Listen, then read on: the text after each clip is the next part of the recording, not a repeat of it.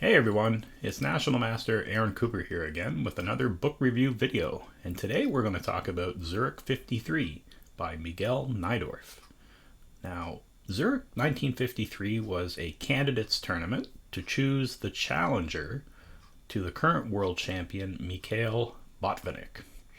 It consisted of 15 participants, and it was a double round robin tournament, so an incredible 30 rounds were played. And the entire event took 2 months to complete. Incredible. Now, you may have noticed I said this book was by Miguel Najdorf, and most people are familiar with the text by David Bronstein, which is considered a classic. Now, I personally haven't read that one. However, this one by Miguel Najdorf was originally written in Spanish and only became available to the English-speaking world in 2012, I believe. In this book, Andy Soltis gives a foreword where he compares the two books, the one by Bronstein and this one by Najdorf, and he says that the Bronstein one, while it is a classic, is quite terse with its analysis, very direct, and sometimes it's not very helpful, the statements that are made by Bronstein, and he gives some examples of this. Whereas Najdorf is much more verbose and has a little more energy to his annotations. And so he ends the foreword by saying that it's possible that the classic book by Bronstein is the second best book about this tournament.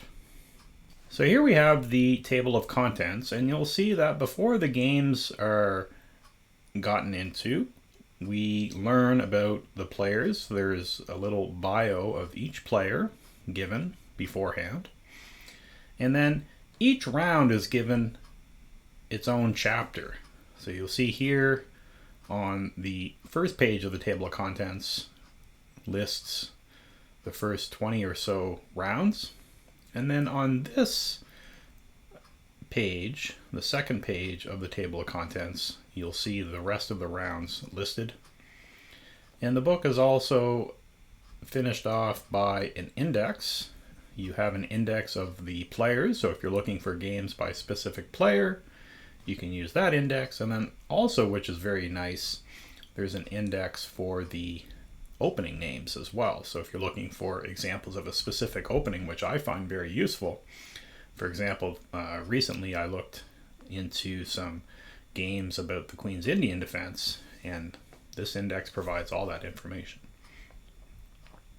And also there's an opening survey at the end, which Najdorf gives kind of as a way to show how the theory has advanced in certain openings because of this tournament. So that was interesting, albeit probably nowadays the theory is not the most up-to-date, but for amateur players like myself, it's more than enough, because I'm not ever going to play at a 2700 level. So, all right, so what does the actual chapters look like? Well, here's an excerpt, and you'll see that every chapter has the same format, where at the top you'll see the pairings for that round, the results, and then there's a brief description of each game to give you an idea of the opening that was played and kind of what happened in the game. And it really is a good way to draw you into a specific game that you want to look at, and I think this is a format that most tournament books should follow. So there you have it, a quick look at the Zurich 53 book by Miguel Najdorf. I really enjoy this book. I love tournament books.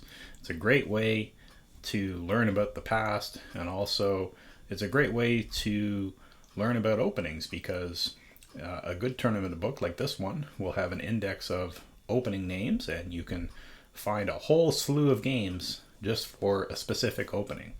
So I really like that for studying purposes. And yes, the theory may be dated by today's standards, but honestly, for people below 2700, I don't think it's going to make a big difference. It's a great way to learn middle game plans as well. How did the players go about in the middle game after the opening phase was done? What plans did they execute? Were they successful? So I'm a real big fan of going through master games. That's a really great way to improve your chess. So I definitely recommend this book. And I would say anybody 1400 and above would benefit from going through these games. Okay guys, so if you liked my video, give me a like, subscribe to the channel, give me a comment too, give me some feedback, I'd appreciate that. And until next time, happy chessing.